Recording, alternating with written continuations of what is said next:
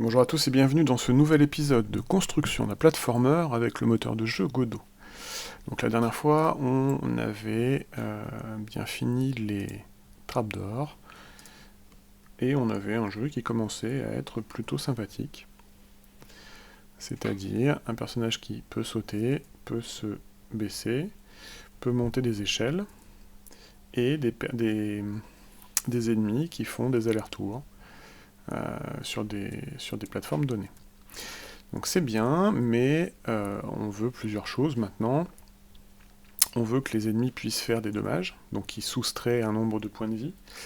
Je voulais aussi qu'une fois que l'ennemi touche, le personnage revienne à son point de départ. Et je voulais aussi commencer à jouer certains sons. Donc j'ai commencé un petit peu à voir comment faire, et je me suis rendu compte qu'une partie de ce que j'avais codé n'était pas bon.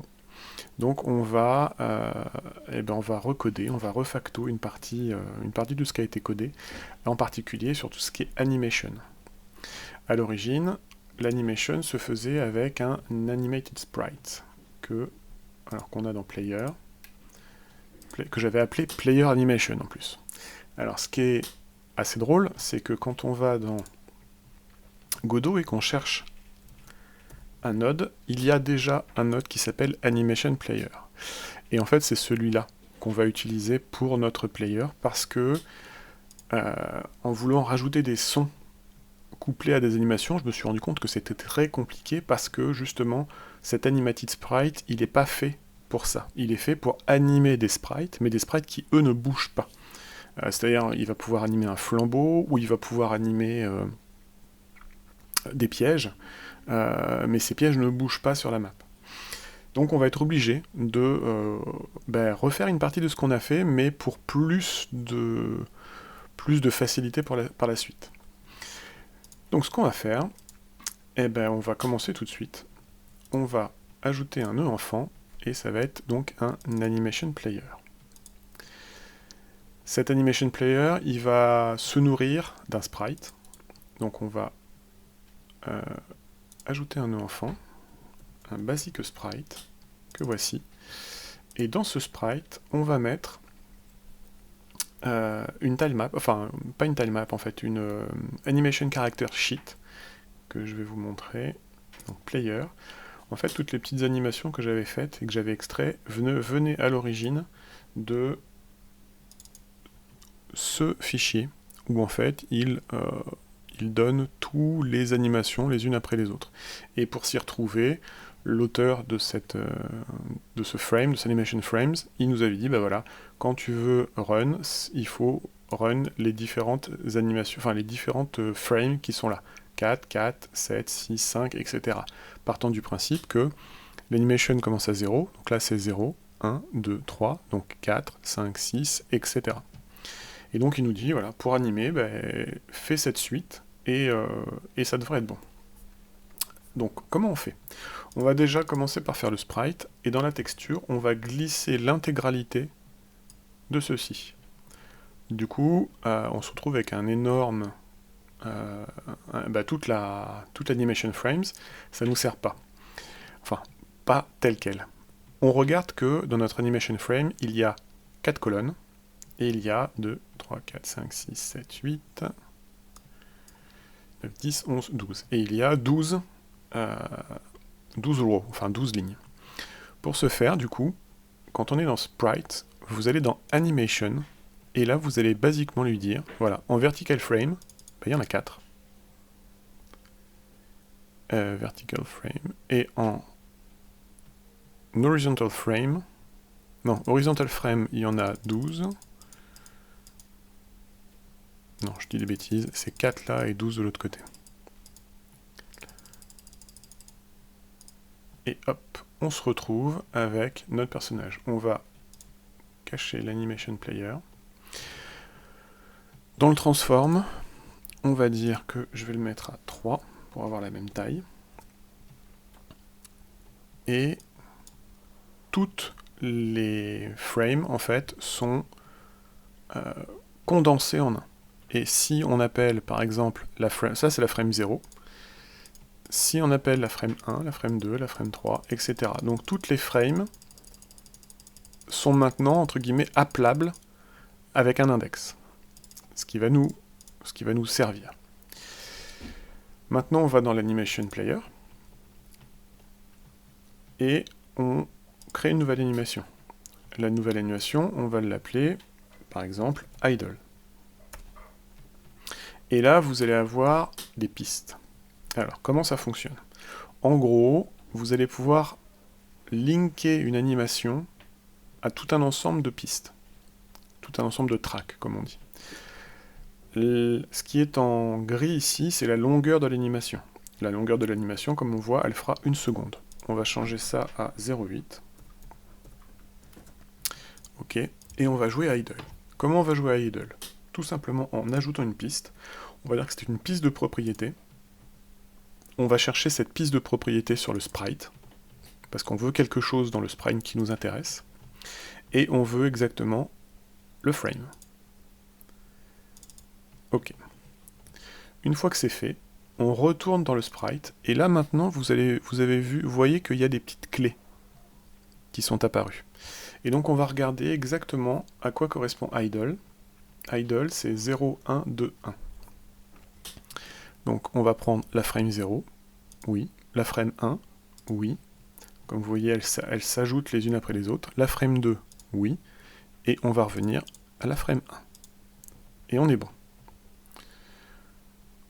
Hop, Animation Player, on va sauvegarder. Et on va commencer à faire un playing. Quand on play, on a donc notre animation. Donc on va essayer de voir si on peut changer les animations en question. On va retourner dans notre script, on va aller dans Player, et là on regarde où est-ce qu'on appelle notre animation idle. Alors, on l'appelle quand on est sur le sol. On l'appelle quand on est sur le sol. On l'appelle là. Donc maintenant, on va plus appeler ça. On va plus appeler le node Player Animation qui était celui-là, mais on va appeler Animation Player. Animation Player.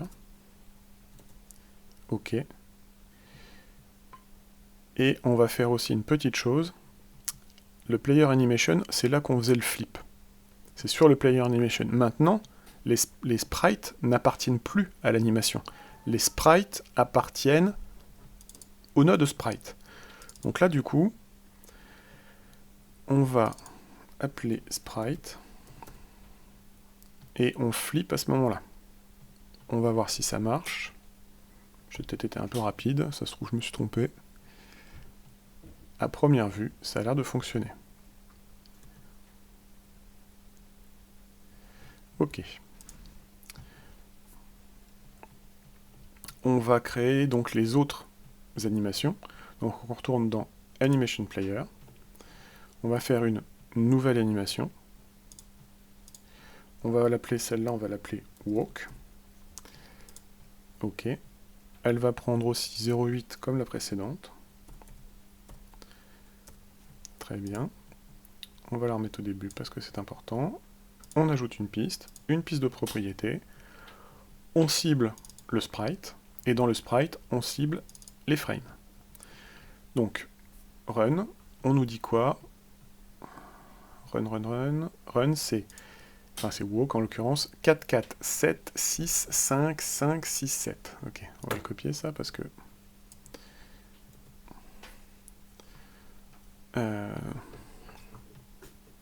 Et on va le mettre là en attendant. Donc, on est dans les frames, on retourne dans Sprite, et donc là on dit, la première que je veux, c'est 4, puis je veux 4, puis je veux, qu'est-ce que j'ai dit? 7, 6, 5, 5, 7, 6, 5, 5, donc 7, 6, 5, 5, 7, 6, 5, 5, 6, 7. Ok. Donc 6 et 7. Très bien. Alors, si on la fait play, est-ce que ça donne quelque chose de bon? À première vue, oui, sauf qu'elle n'est pas assez grande puisque, comme vous le voyez, toutes les images qui sont ici dépassent la limite que j'ai donnée. Donc on va dire, on va revenir à 1. Est-ce que c'est mieux? Toujours pas. On va dire 1, 1. 1 point, même 1.2 en fait. On peut revenir en arrière, je pense. 1, 1. Ok. Donc on retourne dans notre script. On retourne dans notre script, que voilà. Donc quand il walk, on n'appelle plus player animation, mais on appelle animation player pour jouer walk. Ok. Jump, on verra ça après. Et donc animation player, le sprite est là. À première vue, je dirais que c'est bon. Vérification.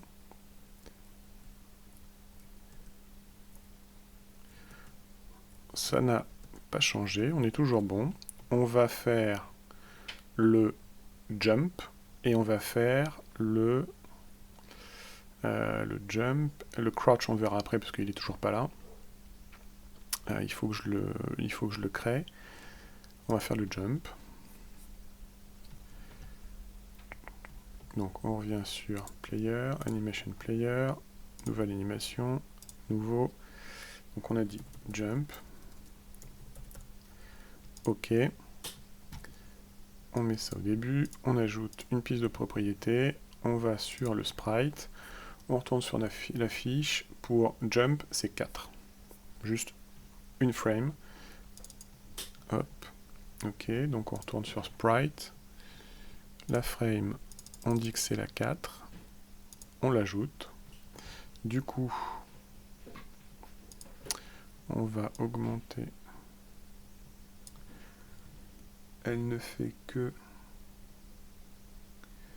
le jump, on va le faire durer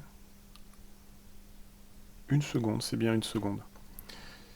Voyons voir si ça fonctionne. On va sur le script. Donc, player animation, on va transformer en animation player. Animation player. Et là, donc, quand on flippe le sprite et non plus le player animation. Ok. Donc, je vérifie s'il y en a d'autres. Animation. Player animation, le crouch, pour l'instant, on va sûrement l'enlever aussi. Il faudra enlever là. Il faut faire un climb. Il faut faire un climb, donc on va faire un climb tout de suite. Animation, nouveau, on va l'appeler climb. On met ça à 0, on ajoute une piste de propriété, le sprite, toujours le frame. Ok, on regarde climb, ladder, c'est 45, non 44, 45, 46, 45. Ok, donc on a dit 44, 45, 46 et 45.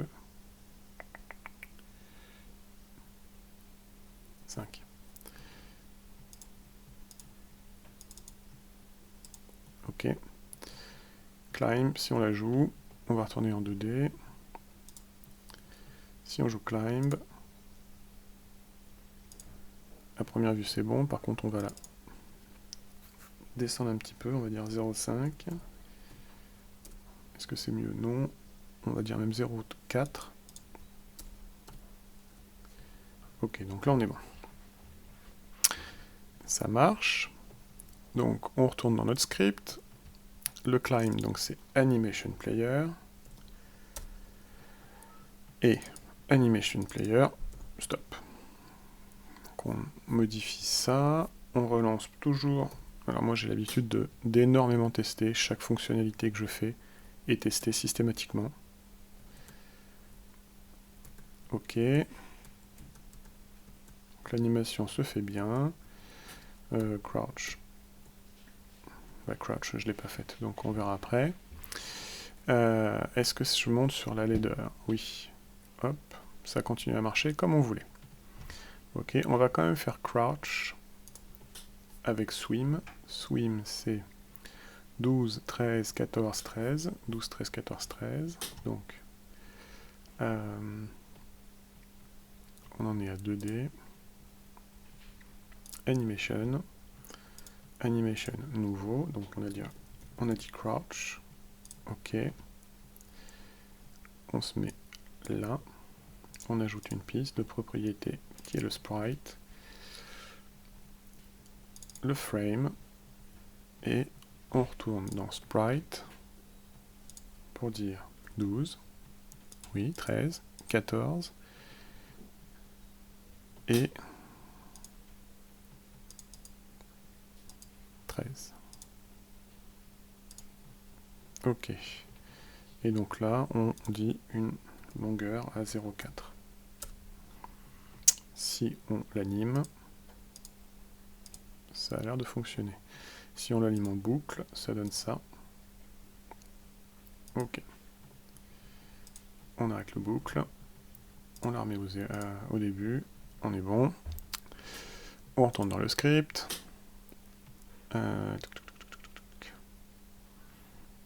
J'ai besoin de crouch.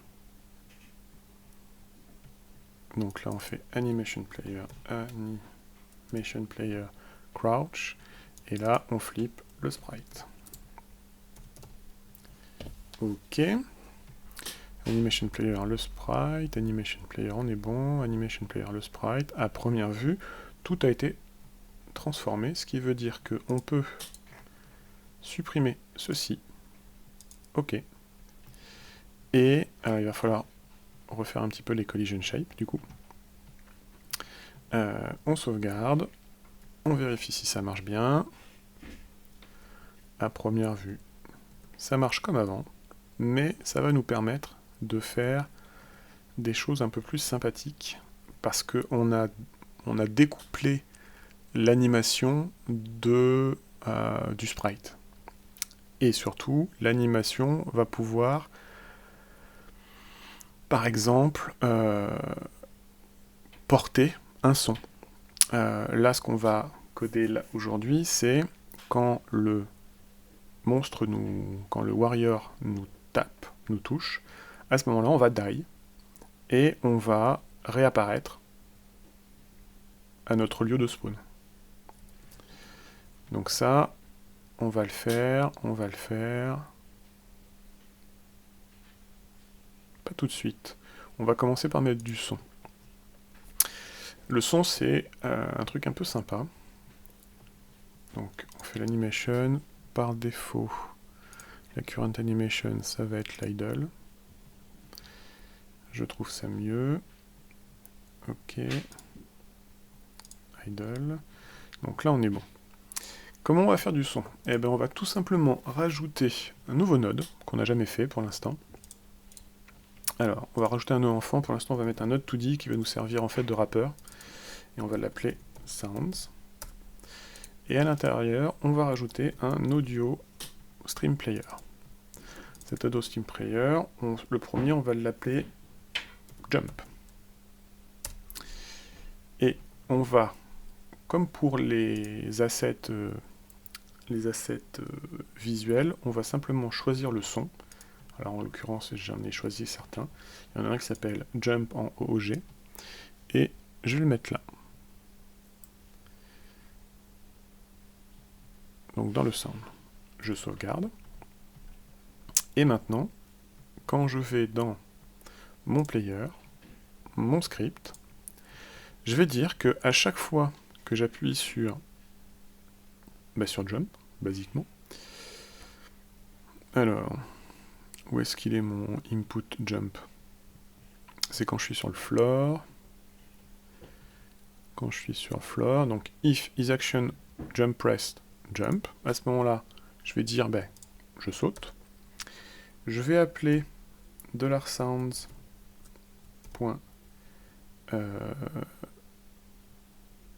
Jump, non, play, et on va dire, tu vas me play le jump sound. Est-ce que ça marche? Il faut rappeler le bon truc. Commande B. Ah. There's no function play. Oui. Parce que c'est donc ces sound.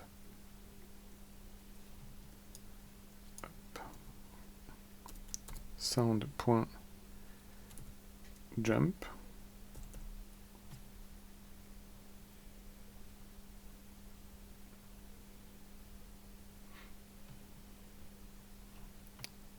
Jump.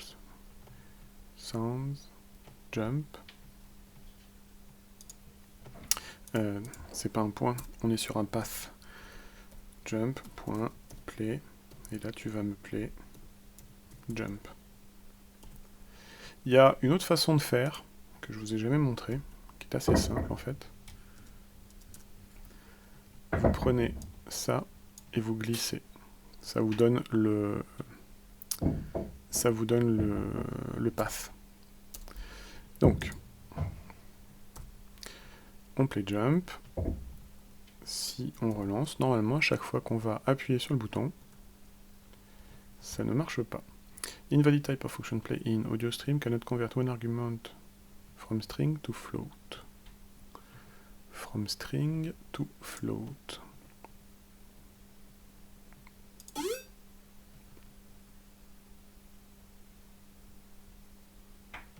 On efface ça. Debugger, on sauvegarde. Oui. Faut pas que je mette jump. C'est ce son-là que je joue. J'ai pas besoin de le préciser puisqu'il est déjà là.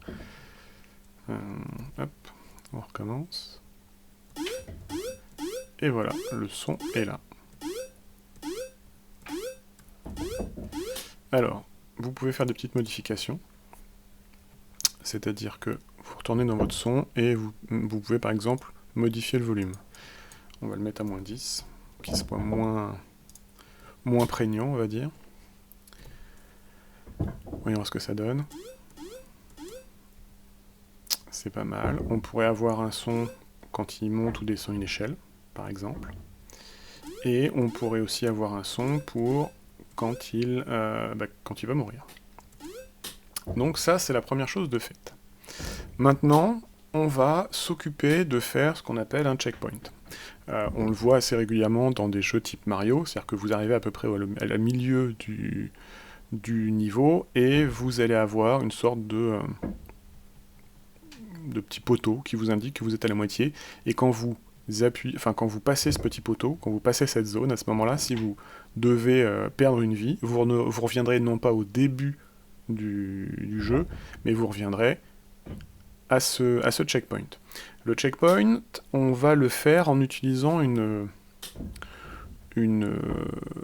outil du moteur qu'on va appeler, qui s'appelle l'autoload. L'autoload va en fait permettre au démarrage du jeu de charger automatiquement un script, et ce script va être disponible pour l'intégralité de tous les nodes, quelle que soit leur place dans le jeu, dans la hiérarchie. C'est-à-dire que tous les nodes pourront accéder au contenu de ce script, et donc au contenu, la plupart du temps on y met, ça peut être des fonctions, mais ça peut être aussi et surtout des variables. Donc c'est ce qu'on appelle en programmation des variables globales. Alors c'est pas forcément idéal d'utiliser des variables globales la plupart du temps, on essaye que chaque variable ait un scope spécifique pour éviter de se mélanger, pour éviter que tout le monde y ait accès n'importe comment tout le temps, avec des problèmes de concurrence, etc. Mais en l'occurrence, ici, on va stocker de façon globale la place du personnage dans le monde. Alors comment on va faire? On va déjà se créer un script. Donc on va aller dans Source, Script, hop, script, nouveau script, qui héritera de node, très bien. Le modèle, il sera empty, et script, new script, on va l'appeler globals. Alors on pourrait l'appeler par exemple checkpoint, mais je mettrai sûrement plusieurs choses à l'intérieur, et pour moi c'est des variables globales, donc je l'appelle globals. Ok. On va ouvrir ce globals, pour l'instant il est vide. Si on doit stocker la position du personnage, il va falloir la stocker dans un vecteur 2. Donc on va stocker cette position, donc on va l'appeler var last position, last player position, player last position, allez, player last position. On va dire que donc ça sera une variable de vecteur 2, et elle sera égale à l'instant t, enfin en tout cas au chargement, un vecteur 2 à 0. Ça, c'est une première chose. Maintenant, on va créer un nouveau node qui va être tout simplement un... Ah, j'ai fait une erreur. Je vais le rouvrir, je reviens tout de suite. Donc, comme je disais avant cette interruption féline, on a donc ce script qui va nous permettre d'avoir des variables globales, et on va créer une nouvelle scène qui sera un ARA2D. Hop, cet ARA2D, on va l'appeler checkpoint. Checkpoint pool, du coup. Parce qu'on fera peut-être plusieurs, enfin je ferai peut-être plusieurs sortes de checkpoints. Donc une ARA2D a besoin d'un collision shape. Et je vais tout de suite lui rajouter un nœud enfant qui va être un audio player stream, et ce sound, ça va être checkpoint discovered. Hop, on est bon. La collision shape, on va dire que ça va être un simple segment. Ok, on va le faire un petit peu plus grand. Ok. Checkpoint pool, oui, donc ça serait dans les sources, dans les composants. On va créer un nouveau dossier qu'on va appeler checkpoints. On fera peut-être des portes ou des portails, ou tout autre système avec des visuels différents. Pour l'instant, il n'a pas de visuel. On verra si j'en rajoute après. Checkpoint, et on a sur le checkpoint. Ok. Donc, maintenant, il faut que cette ARA2D, elle... alors, il lui faut un script. Donc, on va appeler checkpoint tout simplement.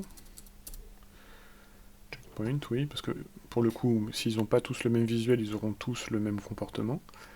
On va le mettre dans plus haut, dans les scripts. Je vais pas y arriver. Script, voilà.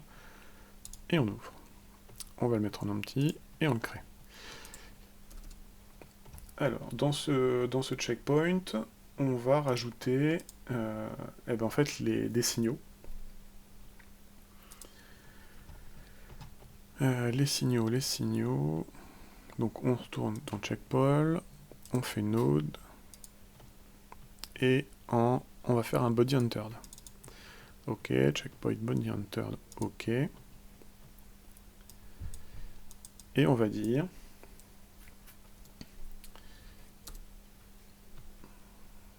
que la globals, donc vous allez voir, globals, pourquoi j'ai pas accès à globals? Ah, pourquoi j'y ai pas accès à globals? Alors c'est bien de dire que on va voir quelque chose de global, mais je vous ai parlé d'un autoload au début, donc il faut l'activer. Donc on va dans projet, paramètres du projet, et là vous avez le 4e onglet autoload. Et on vous demande un chemin. Donc là vous allez dans source, script, globals, et vous ajoutez global aux autoload. Qu'est-ce que ça veut dire? Ça veut dire que maintenant, quand vous tapez globals, ça fait partie des choses qui ont un scope global. Donc là, vous faites global player last position est égal à, et donc là, on va simplement affecter la global position. Global position, en fait, ça veut dire que pour self, pour cet élément-là, tous les éléments, en fait, ont une position globale dans la grid, hein, d'une certaine façon, dans le viewport, et on va affecter à ce player last position la position de ce check pole à l'instant T. Ok, enfin, quand on passe dedans. On va aussi, du coup, rappeler ça. Checkpoint discovered. Et on va dire $checkpoint discover, tu vas jouer ton son. On retourne dans level 1. On va dans 2D. Et on va légèrement modifier notre visuel ici. Donc là, on a des blocs 16 sur 16 qu'on va enlever. On va en rajouter comme ça. On va dire que en arrivant en tout premier, quand le joueur arrive, il va se positionner ici. Ok. Et on veut instancier donc instancier une scène enfant qu'on va appeler checkpoint pole, qui doit se trouver perdu là-bas. Ok. Donc quand il va passer cette zone, la global position du player, enfin en tout cas la global position qu'on va décider qu'elle est pour le player, va être là. Ok. Et quand le joueur mourra, il mourra et il ne reviendra pas à son point de départ habituel, mais il va revenir à cet endroit-ci. On va commencer par faire un petit test, voir déjà si il détecte. Alors, ça marche. Toutefois, ça marche trop bien. Une fois qu'un checkpoint est activé, ça ne sert à rien de le réactiver encore et encore. Donc on va rajouter une condition dans le checkpoint, dans le script plutôt. On va faire une var isActivated, qui sera un booléen, et qu'on va mettre par défaut à false. Donc on va dire if isActivated égale false. À ce moment-là, tu me le fais, et on va dire que isActivated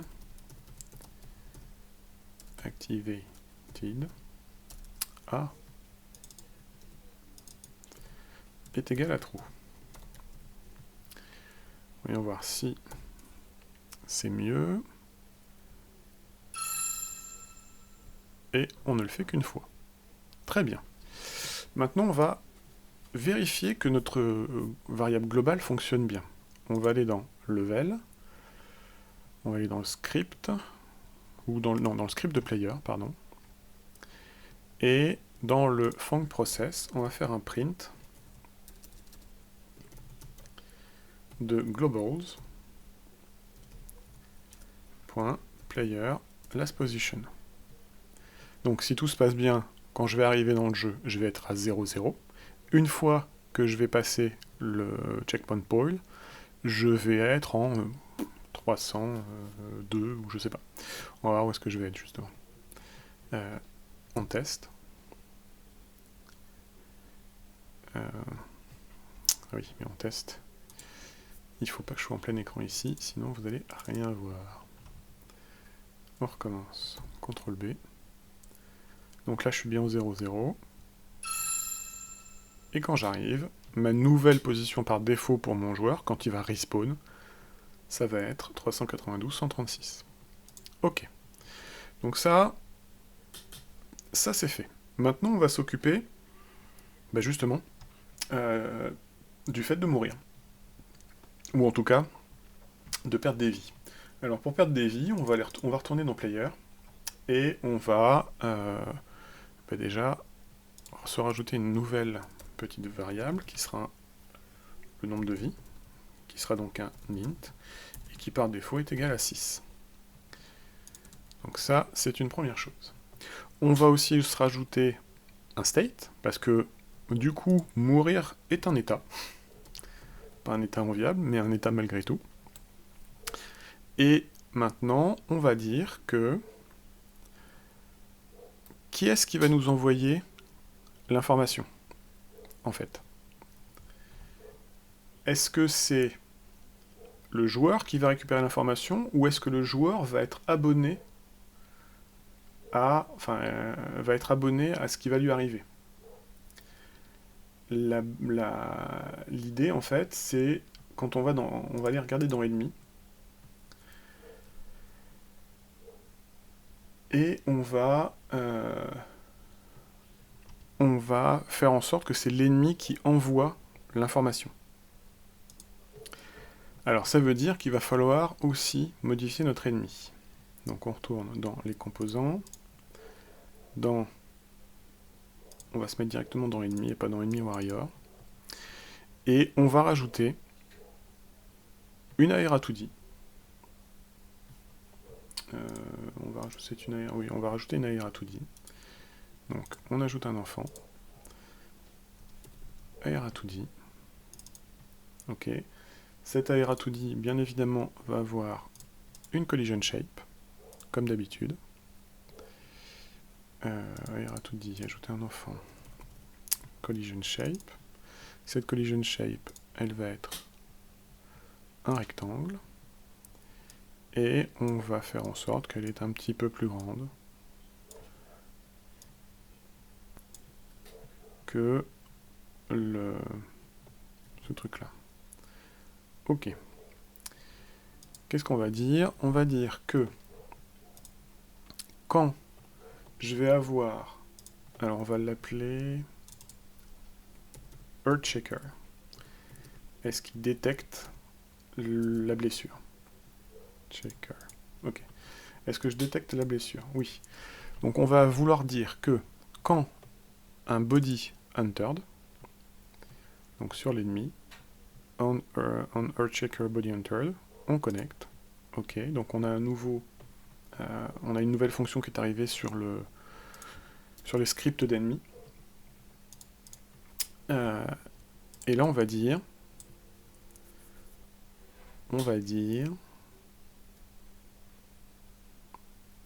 qu'il va appeler une fonction sur le body qui rentre sur lui.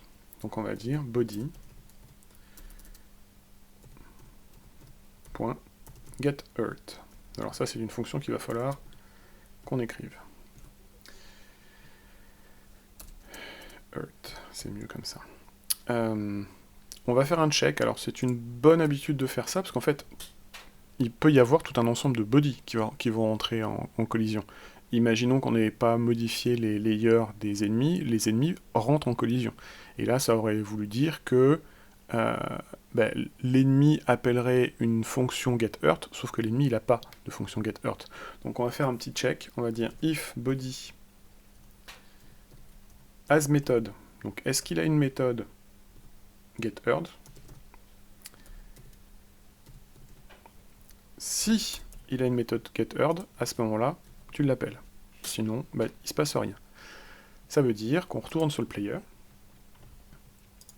et le player, il va faire son getEarth.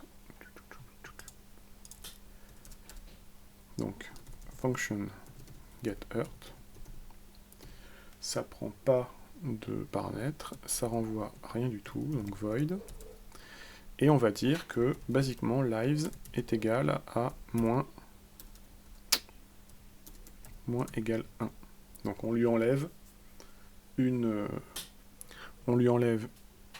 une vie, et du coup, comment on lui enlève une vie? Il va changer d'état. Current player state est égal à playerstates.die. Ce qui veut dire que on va se mettre ici. Tac. Et sur la player state die, pour l'instant, on va juste faire un print de lives, et on va faire un print de quoi on va faire un print? Je suis mort. On va mettre ça un peu au-dessus. Donc, on revoit un petit peu tout ce qui a été fait. Mon ennemi, on lui a donné un nouvel ARA2D. Cet ARA2D envoie un signal quand un body enter dedans. Quand un body rentre dedans, pardon. Quand il rentre, on vérifie que ce body, il a getHurt comme méthode. S'il l'a, on l'appelle. Comme cette méthode appartient au player, on va script de player et on regarde getHurt. Qu'est-ce que ça fait getHurt? On enlève une vie, et à ce moment-là, on dit le current player state, il passe à mort. Et quand j'arrive dans le current player state, il dit je suis mort, et j'imprime le nombre de vie. Ok. On va voir si ça marche. Donc, là, j'imprime toujours ça, c'était peut-être pas forcément une super idée, j'aurais pu les enlever. Et donc là, hop, il me dit bien, je suis mort. Si vous avez vu, le nombre de vies diminue à chaque fois qu'il me touche. Ok. Et autre chose intéressante, je suis dans le state mort, et j'ai absolument aucun moyen de gérer le déplacement. Donc je reste là où je suis. Donc, pour l'instant, ça marche comme on attend. Qu'est-ce qu'on va faire qu'est-ce qu'on va faire dans cet état die? Alors déjà, on va s'assurer que la velocity continue à fonctionner. Donc on va récupérer ça, parce que techniquement, il va plus bouger quand il est mort, mais par contre, il va continuer à tomber. Imaginons que je saute, et que, voilà, je saute, mais que je saute, et que je le touche pendant mon saut.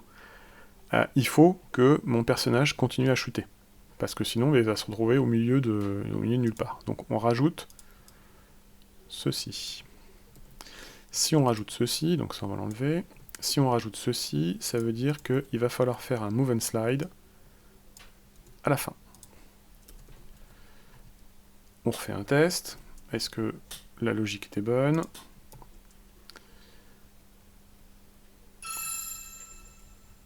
Ok. Ah, je suis mort. Bien évidemment, j'ai pas... C'est pas ça que je voulais faire.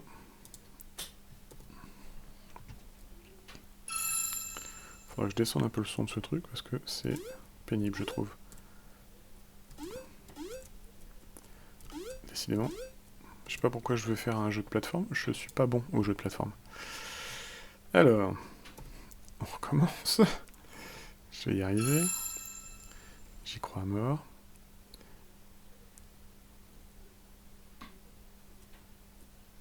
Ok, donc là, techniquement, il devrait tomber. Ah, sauf si, en débogage, les formes de collision visibles. Sauf si je suis quand même sur la collision shape. Ah, mais c'est pas possible. Je vais enlever un truc. Level 1, 2D. Les blocs 8-8, ceux-là vont s'en aller parce qu'ils me gênent. J'arrive pas à sauter correctement. Ok. Est-ce que c'est mieux?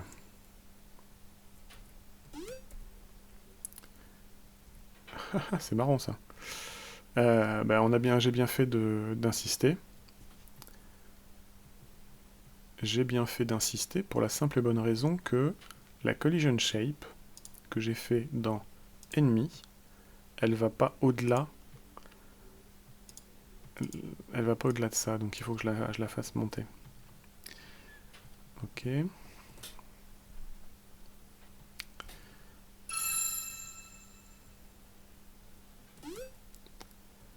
Ok. Sauf que... Ouais, il faut pas que faut pas que je me marche sur la tête. Bon, ça, à la limite, c'est pas grave. On va faire une nouvelle animation, déjà. Donc on retourne dans notre player, on retourne dans Animation Player, et on va rajouter une nouvelle qu'on va appeler Die.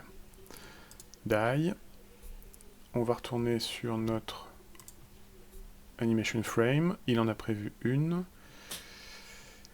36, 37, 38, 39. 36, 37, 38, 39. Donc on ajoute une piste. Piste de propriété. On est sur le sprite. On est sur la frame. On retourne sur le sprite. Et en frame, donc on a dit 36. Ok, donc 36, 37, 38, 39. Sauf que j'aurais peut-être pu les mettre au début.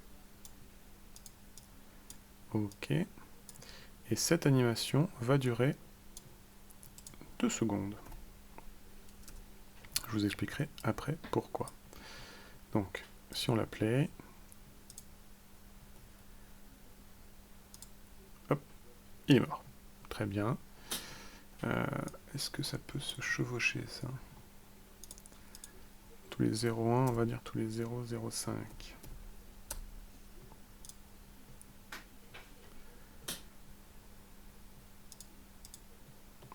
Ok. Donc, quand on retourne dans Player, Player, Script, quand il meurt, donc Player die, il tombe, tout ça, très bien.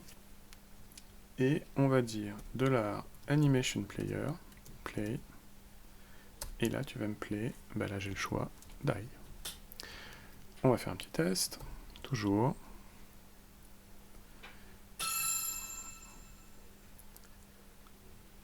Hop, il est tombé. Parfait. Et il retombe en boucle. Il retombe en boucle. Pourquoi il retombe en boucle? Bonne question. Parce qu'il dure... Oui, ok, c'est bon. Je vais quand même vérifier que je ne l'ai pas mis en boucle, le die. Donc non, il ne boucle pas. Mais en fait, ce qui se passe, c'est qu'il va finir l'animation. Il est toujours die. Donc on recommence à tour de boucle. Une fois que l'animation est terminée, bah, il la relance. Toutes les 2 secondes, il recommence. Et ainsi de suite. Ok. Ce qui veut dire que maintenant...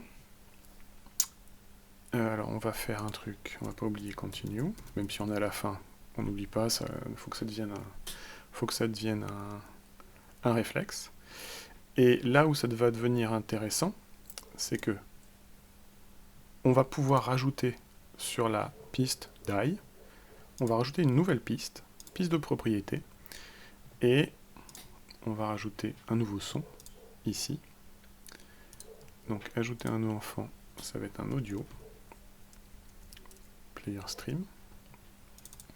On va appeler ça die. On va prendre die et on va le mettre là.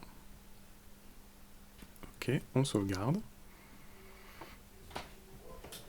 Et on retourne dans Player, Animation, on ajoute une piste de propriété, on va rajouter die, et on va faire playing, c'est un booléen. Est-ce qu'on le met à true ou false? Ok.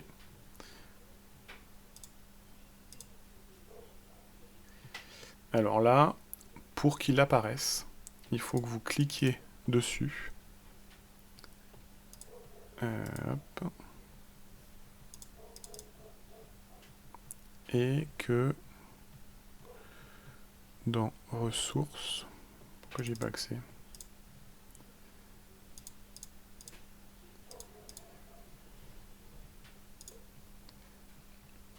Alors playing, pourquoi je peux pas le lancer? On recommence, j'ai dû oublier quelque chose. on l'efface. Donc on ajoute une piste de propriété. On va dire que c'est le son du die. OK. On dit que c'est playing, oui. Ah ben, on retourne sur die, de la même façon qu'on retournait sur sprite, et playing, on l'active et on ajoute la clé. Alors on ajoute la clé là, et la value, il faut qu'elle soit activée. Et quand elle est activée, vous voyez que le son apparaît. On fait un nouveau test. Donc,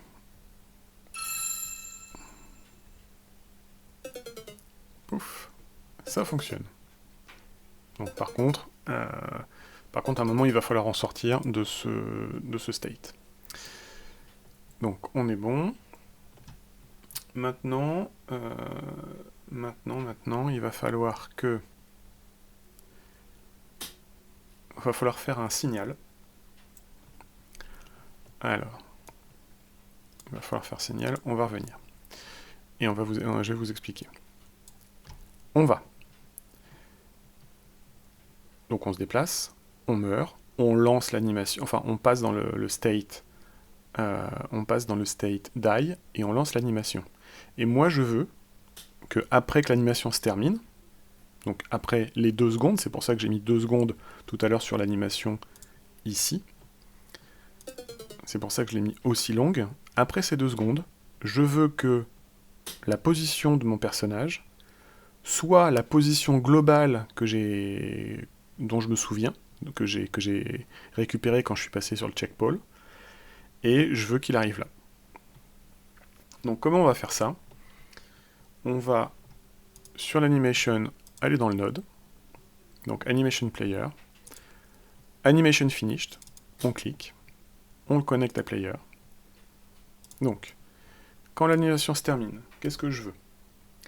Alors, là, l'inconvénient, c'est que notre player, il a plusieurs animations. Il a idle, run, jump, crouch. Maintenant, il a die. Il faut qu'on puisse trier de quelle animation on parle. Donc, on va dire, si vous regardez bien, quand il a créé la fonction, on a un anim name. Donc, on dit if anim name est égal à die, c'est celle qui nous intéresse. À ce moment-là, le joueur, donc self, le node lui-même, aura une position qui sera égale à la globals.player, comment je l'ai appelé, player last position. Et une fois que c'est fait, on va changer d'état et on va dire current player state est égal à, mais pour le coup, player states.floor. Donc je récapitule. Hop, on va s'aider de ça. J'arrive. Je descends, je me fais toucher. Donc je touche l'ARA2D, le Hurt Checker de l'ennemi. Quand un body entre dans cette zone, l'ennemi va lancer, si le body a une fonction getHurt, il lance la fonction getHurt du body qui est entré. Ça tombe bien, on a vérifié que notre player avait une fonction getHurt. GetHurt va enlever un point de vie au joueur, et il va set le state à die. Quand on arrive dans le state die, on s'assure que la gravité s'applique, et on joue l'animation die avec le son qui va avec. Pendant 2 secondes. À la fin de l'animation, l'animation va lancer... enfin, pas l'animation, l'animation player va lancer un signal à qui il veut l'entendre. Attention, cette animation se termine. Quand cette animation se termine, à ce moment-là, moi je veux que... Hop, je vérifie que c'était l'animation, que c'était die, et à ce moment-là, la position du player, donc self position, va être égale à la position du checkpoint, le dernier checkpoint que j'ai récupéré, et on va changer de state pour passer à floor. Alors maintenant que j'ai bien tout expliqué, j'espère que ça va marcher. je passe, je meurs, j'attends 2 secondes, je réapparais. Et j'apparais non pas, comme vous pouvez le voir, on recommence, je n'apparais pas au début de la plateforme, là où je pose mon joueur dans l'éditeur, mais j'apparais bien. Hop là. J'apparais bien à mon checkpoint. Et donc je pourrais avoir autant de checkpoints que je veux. Mettons, on va faire un test tout de suite. On retourne dans le level. On va dans 2D. On prend le checkpoint que voilà. On le copie. Et on va en déplacer un. Et on le déplace ici. Ok. Donc, je relance. Je passe à celui-là. Je passe à celui-là. Et ils sont bien différenciés. Le isActivated est bien propre à chacun des nœuds. Je meurs. Et je reviens au dernier. Donc voilà pour cette vidéo. On a fait un checkpoint. Alors le checkpoint, je me suis inspiré d'une vidéo YouTube que je vous mettrai en commentaire. Et puis la prochaine fois, on commencera à s'intéresser alors soit au HUD, parce que là on perd des points de vie, ok, mais sauf que le joueur il n'est pas au courant, donc ça pose problème. Soit on fera tirer des projectiles aux joueurs pour commencer à se débarrasser des ennemis. Je pense sincèrement qu'on commencera à faire le HUD, histoire de meubler tout ça, et il faudra surtout que je crée un petit peu plus de donjons, hein, enfin de temples souterrains, histoire que le joueur puisse évoluer à différents endroits.